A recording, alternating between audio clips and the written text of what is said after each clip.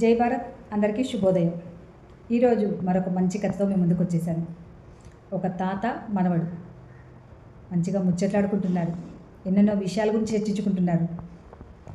మనవడు తాతని అడుగుతాడు, ఒక గొప్ప స్థాయికి వెళ్ళాలి, ఒక ఉన్నత స్థాయికి వెళ్ళాలని అంటే నేను ఏం చేయాలి, ఎలా ఉండాలి అని అడుగుతాడు. అప్పుడు తాతగారు చెప్తారు, బయట ఒక 2 మొక్కలు ఉన్నాయి, లోపల తీసుకురాను.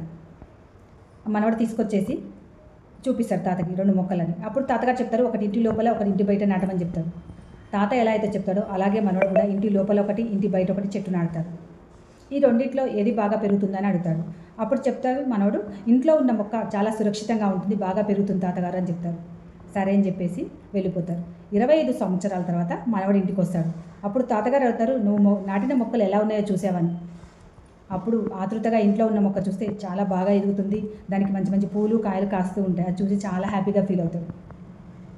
అదే మరి బయట ఉన్న మొక్క దగ్గరికి వెళ్తే అది మహావృక్షంలా, ఇప్పుడు ఇంట్లో ఉన్న మొక్కకి 2 రెట్లు పెద్దగా ఉంటుంది. అది దానికి ఎన్నో పూలు కాయలతో పెద్ద పెద్ద కొమ్మలతో ఉంటుంది. అది చూసి ఆశ్చర్యపోతాడు. తాతగారు ఇంట్లో ఉన్న మొక్కకున్న బయట ఉన్న మొక్క చాలా బాగా ఎదిగింది అని చెప్పేసి. అప్పుడు తాతగారు చెప్తారు, ఎండ వాన అన్నిటికీ మొక్కకి సురక్షితంగా తగులుతాయి, వాటిని తట్టుకొని అది దృఢంగా నిలబడింది కాబట్టి అది స్ట్రాంగ్గా ఉంది. అలాగే ప్రతి వ్యక్తికి కూడా ఎన్నో ఆటుపోట్లు అనేవి ఎదురవుతూ ఉంటాయి.